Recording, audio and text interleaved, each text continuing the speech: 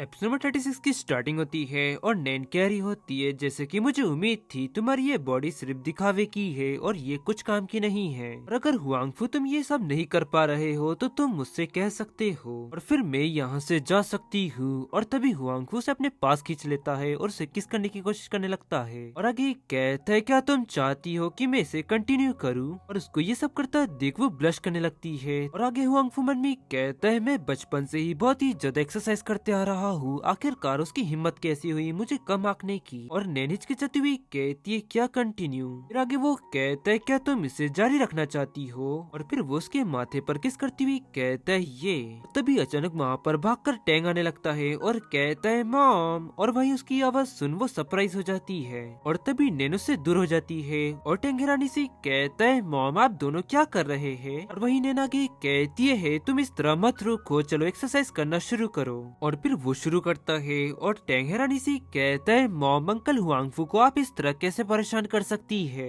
तब उसकी ये बात सुन नैन गुस्से में कहती है मैं उसे परेशान नहीं कर रही हूँ, मैं तो बस उसकी ताकत बढ़ाने में उसकी मदद कर रही हूँ। और आगे टैंग कहता है अंकल हुआंगफू क्या आप ठीक है। अब इस पर हुआंगफू से कहता है टैंग तुम बिल्कुल भी चिंता मत करो, मैं तो तुम्हें अपनी पीठ पर बिठा कर भी ये सब कर सकता हूँ, तो कहो टैंग क्या तुम ये ट्राई करना चाहोगे। तब वो कहता है क्या सच में। फिर नैन से वो कहता है मॉम क्या मैं ये करूँ। तब वो उसे कहती है हाँ ठीक है, और फिर वो हुआंगफू के ऊपर उसे बैठा देती है और कहती है ध्यान से। और फिर वो पुशअप मारना शुरू करता है और वहीं उसे इस तरह पुशअप मारता देख टैंग ब्लश करती हुए मन में कहता है सच में मेरे डैड बहुत ही ज्यादा स्ट्रॉन्ग है। फिर हुआंगफू से कहता है तुम्हें बिल्कुल ऐसा लग रहा होगा जैसे कि तुम कोई घोड़े की सवारी कर रहे हो, क्यों है ना। तब वो कहता है हाँ, और आगे उससे कहता है वैसे तुम्हारा न्यू स्कूल कैसा था टैंग। तब वो इससे कहता है लड़के अच्छे हैं लेकिन वही लड़कियां बहुत ही ज्यादा मुझे परेशान करती है क्योंकि वो मुझसे बहुत ही ज्यादा सवाल कर रही थी।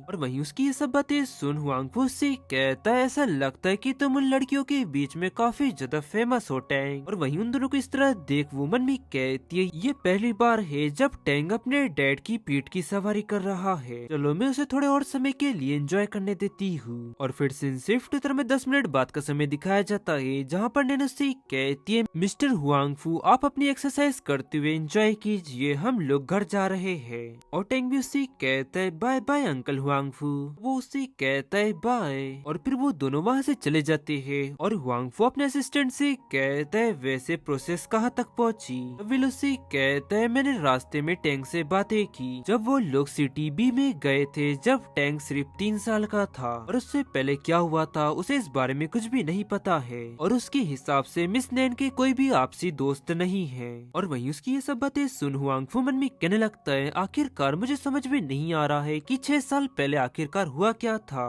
अगर सच में नैन को मेरी परवाह नहीं होती तो वो मेरे बेटे को जन्म देती ही नहीं, और अगर उसने ऐसा किया भी तो वो मुझे बिना कुछ कहे क्यों चली गई थी। मुझे जांच पड़ताल करते हुए कई दिन हो चुके हैं लेकिन अभी तक मुझे कुछ भी खास नहीं मिला, और यहाँ तक कि होटल वाले लोगों को भी टैंग और नैन के बारे में ज्यादा कुछ नहीं पता है। आखिरकार उस वक्त नैन के साथ हुआ क्या था। और आगे उससे कहते हैं रिलीज कॉन्फ्रेंस को होल्ड कर दो और हमारे ओरिजिनल प्लान के हिसाब से हम चलेंगे और कल से हम फॉर्मल रिहर्सल शुरू करेंगे, तो तुम टैंग को समय पर पिकअप कर लेना। वो कहता है यस सर। और फिर शिफ्ट तरह में नेक्स्ट डे डायनेस्टी होटल दिखाया जाता है जहाँ पर बहुत सारे लोग आए हुए होते हैं, और वहीं असिस्टेंट कह रहा होता है मिस नैन ये लीजिए आप थोड़ा पानी पी लीजिए। तो वो उसे कहती है ओ तुम्हारा शुक्रिया। फिर वो टैंग की तरफ देखती हुए मन में कहती है इस बच्चे का बर्ताव बिल्कुल अपने डेट पर गया हुआ है। और तभी अचानक वहाँ की लाइट चली जाती है और ये देख वो चौंकती हुए मन में कहती है अचानक ये कट ऑफ कैसे हो गया।